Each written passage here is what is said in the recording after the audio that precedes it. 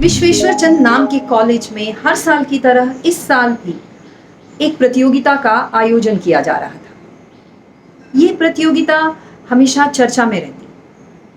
यहाँ के प्रिंसिपल यानी प्रधान अध्यापक का मानना था कि विद्यार्थियों को ना ही सिर्फ पढ़ाई लिखाई में बल्कि उन्हें अपनी शारीरिक और मानसिक क्षमताओं को जांचने का अवसर ज़रूर देना चाहिए, और इसी कारणवश ये जो प्रतियोगिता होती काफ़ी कठिन होती और रोचक भी। जो कोई विद्यार्थी इस प्रतियोगिता में जीतता उसे ब्रेवेस्ट ऑफ ब्रेव यानी सबसे बहादुर विद्यार्थी का पुरस्कार दिया जाता। हर विद्यार्थी चाहता था कि वह इस पुरस्कार को जीत जाए, और इसी कारणवश हर विद्यार्थी अपनी एड़ी चोटी का बल लगा देता इस प्रतियोगिता को जीतने में। आज प्रतियोगिता का दिन था। इस प्रतियोगिता के लिए कॉलेज के 10 सबसे बहादुर विद्यार्थियों का चयन किया गया। हर कोई यही सोच रहा था कि इस बार तो ये प्रतियोगिता मैं ही जीत जाऊं। हे भगवान, कुछ कठिन मत रखना, आसान रखना ताकि मैं जीत जाऊं। तभी प्रधान अध्यापक ने इन विद्यार्थियों को कॉलेज के स्विमिंग पूल के यहाँ बुला लिया और उनसे कहा कि आपको इस बार कुछ ज्यादा कुछ करना नहीं है, बस इस स्विमिंग पूल में तैरकर इस पार से उस पार पहुंचना है। जो कोई विद्यार्थी सबसे पहले उस पार पहुंचेगा उसे इस प्रतियोगिता का विजयी घोषित किया जाएगा। सब सोचने लगे, अरे वाह, इस बार तो ये बिल्कुल आसान है, बस तैरने की प्रतियोगिता, इस सिरे से उस सिरे तक। ओहो, और सब के सब खुशी खुशी कपड़े उतारकर स्विमिंग पूल में कूदने की तैयारी करने लगे। तभी वहां उन सब ने कुछ ऐसा देखा जिसे सुनकर तो आपका दिल भी दहल जाएगा।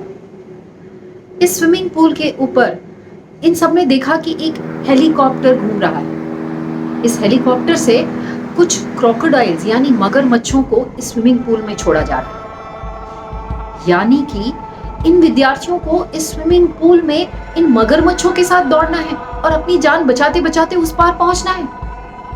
हे भगवान, ये तो मौत का खेल है, मौत का खेल। मैं इस प्रतियोगिता में भाग नहीं लेने वाला। हे भगवान, पागल है क्या कि कोई इस प्रतियोगिता में भाग लेगा। तभी सुनील दौड़कर इस स्विमिंग पूल में कूद गया और अपनी जान बचाते हुए उस पार पहुंच गया। उसने ये फासला बस चंद मिनटों में ही पार कर लिया। जैसे ही वह स्विमिंग पूल से बाहर आया, सारे विद्यार्थी चिल्लाने लगे, तू पागल है क्या? तुझे डर नहीं लगा इस स्विमिंग पूल में इन मगरमच्छों के साथ तू तैर पड़ा? अगर ये मगरमच्छ तुझे खा जाते तो? सुनील अपना पसीना पोंछ रहा था और उसने कहा, सबसे पहले तो मुझे ये बताओ कि मुझे इस स्विमिंग पूल में धक्का किसने दिया था? यानी सुनील अपनी मर्जी से इस स्विमिंग पूल में नहीं कूदा था, उसे किसी ने धक्का दे दिया था। आज सुनील को सबसे बहादुर विद्यार्थी यानी ब्रेवेस्ट ऑफ ब्रेव का पुरस्कार दिया गया। सुनील मन ही मन बहुत खुश था।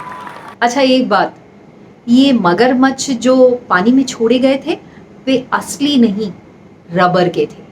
और जैसे ही इन सारे विद्यार्थियों को इस बात का पता चला, वे अफसोस करने लगे।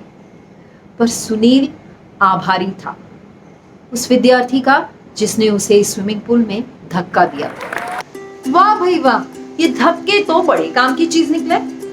जब तक हमें कोई धक्का नहीं देता ना, तब तक हमें ऐसा लगता है कि ये तो मेरे बस की बात ही नहीं, ये थोड़ी मुझसे होगा, ये तो असंभव है। पर जैसे ही हमें ये धक्का मिल जाता है, हमें लगता है हम तो चांद तक भी पहुंच सकते हैं, क्योंकि ये धक्के सचमुच काम की चीज है और आपको कुछ ऐसा सिखा जाते हैं जो आपको स्कूल में भी नहीं सिखाया गया। सो अगर अगली बार से आपको किसी ने धक्का दिया तो उसे कोसिएगा मत, क्योंकि ये धक्का इस बार भी आपको कुछ नया सिखाकर पक्का जाएगा। अब जब भी आपको कोई धक्का मिले तो डरिएगा नहीं, विचलित मत होइएगा, क्योंकि ये याद रखिए, हर सफल इंसान मौके की तलाश करता है और हर असफल इंसान बहाने की तलाश करता है।